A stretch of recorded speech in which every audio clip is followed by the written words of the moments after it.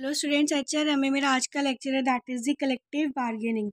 Collective bargaining क्या होता है? दैट इज़ कि हम एग्रीमेंट साइन कर रहे हैं, एक एम्प्लॉयर या फिर एक जो एसोसिएशन का एक एम्प्लॉय है वो साइन करेगा और दूसरी तरफ से एक लेबर यूनियन का एक मेंबर है वो साइन करेगा। जब ये दो जने लेबर यूनियन के और एसोसिएशन मेंबर के जो एग्रीमेंट को साइन करते हैं उसको हम कलेक्टिव बार्गेनिंग बोलते हैं।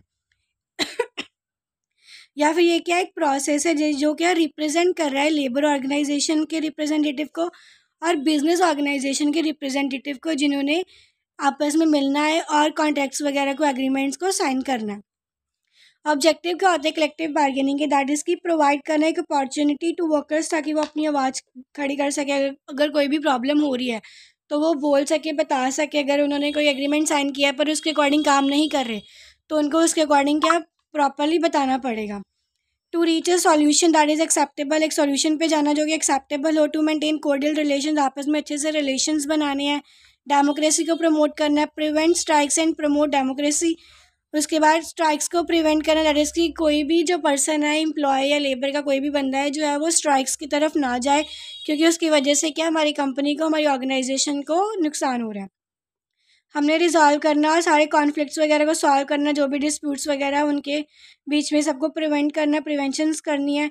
डेवलप कंडक्टिंग एटमॉस्फेयर, अच्छा एटमॉस्फेयर बनाना है, उसको डेवलप करना और स्टेबल एंड पीसफुल ऑर्गेनाइजेशन को प्रमोट करना हमने।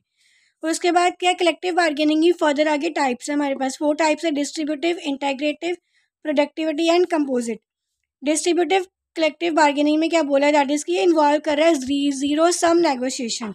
इसमें क्या होगा कि एक पार्टी विन कर रही है तो दूसरी पार्टी को लूज़ करना पड़ेगा। दैट इज़ कि इन्वॉल्व कर रहा है बार्गेनिंग और the distribution of surplus in economic issues like salaries, wages, bonus. इन चीज़ों के रिलेटेड इश्यूज होते हैं जिसमें एक पार्टी विन करेगी, दूसरी लूज़ करेगी, और ये क्या मोर कॉम्पिटिटिव होती है।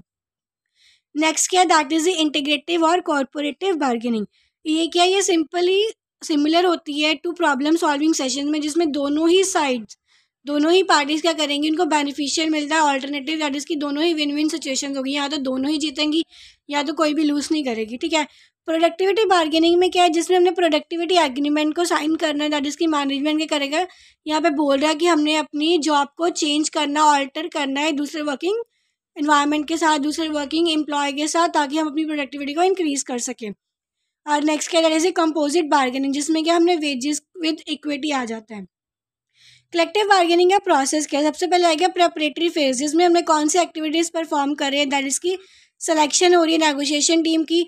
उसके बाद हमने दोनों पार्टीज़ के एक रिप्रेजेंटेटिव को कंसिस्ट करना है। उसके बाद उनके वो वाले को सेलेक्ट करना है जिसके पास प्रॉपरली नॉलेज है, स्किल्स है, ताकि वो नेगोशिएशन परफॉर्म कर सके। ठीक है, प्रॉब्लम्स को अच्छे से आइडेंटिफिकेशन कर सके।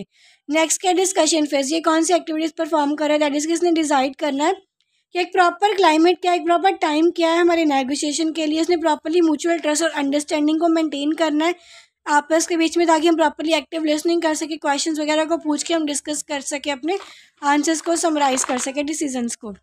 नेक्स्ट के that is the proposal phase, जिसमें जो क्या करे, ब्रेन स्टॉर्मिंग को डिस्क्राइब करे। इसमें क्या हो रहा है, हमारे मैसेजेस एक्सचेंज होंगे, हमारे ओपिनियंस जो है दो पार्टीज़ के बीच में एक्सचेंज होते हैं। ठीक है, ये इनिशियल ओपनिंग है स्टेटमेंट की, और पॉसिबल ओपिनियन यहाँ पे क्या कि हमने इश्यूज़ को रिजॉल्व करना है दोनों पार्टीज़ के बीच में।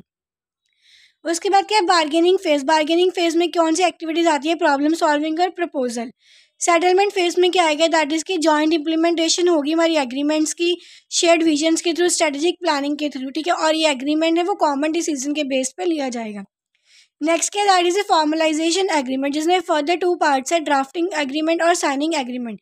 कि पहले हम कोई भी एग्रीमेंट को बना रहे हैं, फॉर्मल डॉक्यूमेंट होना चाहिए, उसको प्रिपेयर करना है, क्लियर कॉन्साइज होना चाहिए, सिंपल होना चाहिए। ठीक है, मतलब कि देख के ही या इजी टू रीड होना चाहिए, अच्छे से समझने वाला होना चाहिए। और उसके बाद क्या? साइनिंग एग्रीमेंट, दैट इज़ कि दोनों पार्टीज़ के उसको साइन करेंगे और टर्म्स एंड कंडीशंस को फुलफिल करेंगे, अबाइड करेंगे। और नेक्स्ट क्या? That is the enforcing agreement, जिसमें क्या बोला कि हमारे पास इफेक्टिव और मीनिंगफुल एग्रीमेंट हम होना चाहिए, जिसको हम इम्प्लीमेंट करेंगे इमीडिएटली। और ठीक है, उसके बाद एडवांटेजेस क्या है हमारी कलेक्टिव बार्गेनिंग की? दैट इज़ की सिक्योरिटी प्रोवाइड करनी है वर्कर्स को, मतलब कि अगर वो कोई भी काम कर रहा है लीगली, उसने क्या एग्रीमेंट्स को प्रॉपरली फुलफिल किया है, साइन किया है, तो उसके अकॉर्डिंग ही, वर्क कंडीशंस के अकॉर्डिंगली काम करना पड़ेगा। अगर साइन करने के बाद वो क्या वापस नहीं, बैक नहीं जा सकता, या फिर अपनी कंडीशंस को चेंज नहीं कर सकता। प्रोहिबिट से स्ट्राइक में क्या बोला है? दैट इज़ की स्ट्राइक्स वगैरह को प्रिवेंट करना है, स्ट्राइक्स वगैरह को नहीं होने देना। क्योंकि वो हमारी इंडस्ट्री को, वर्किंग ऑर्गेनाइजेशन को इफेक्ट कर रही है। Give employ voice, that is की इसमें क्या बोला कि कई लोग क्या करते हैं, बॉस की बहुत वो रिड्यूस बायस और फेवरेटिज्म में है, जिसमें क्या बोला कि लोग अपने बॉस की वगैरह चमचागिरी करते हैं कि हमें एडिशनल बेनिफिट्स मिले, ठीक है। और गिव एम्प्लॉयर वॉइस में क्या बोला है कि दैट इज कि हमने वॉइस सुनी है उनकी कि जो कि हमारी वर्क प्लेस को बेटरली प्रमोट कर सके, कोई इफेक्ट ना पड़ सके। ये हमारी एडवांटेजेस ऑफ कलेक्टिव बार्गेनिंग।